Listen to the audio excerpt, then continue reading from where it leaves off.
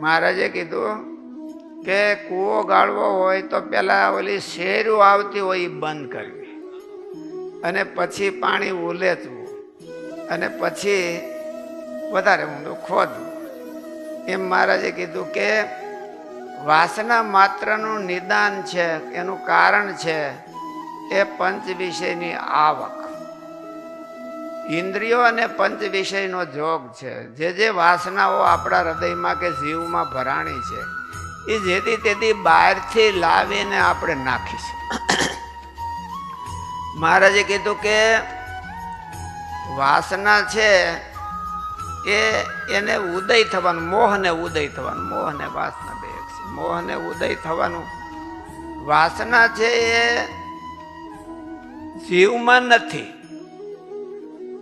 જીવમાં પહેલેથી નથી, અંતઃકરણમાં પણ નથી. એ બહારથી લાવીને અંદર સ્ટોર કરવામાં આવેલી છે. બહારથી લાવી અને અંદર સ્ટોર કરવામાં આવી છે. એટલે પંચ વિષય બધા બહાર છે, એનું અસ્તિત્વ તો બહાર છે.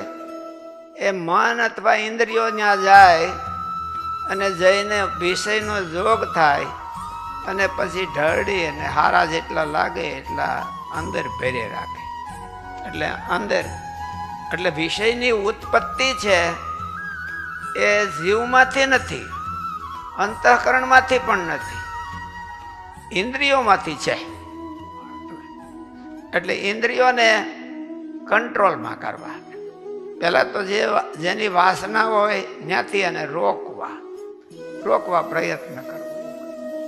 એટલે અને ધીરે ધીરે પોતે પોતાની રીતે એને ધીરે ધીરે કંટ્રોલ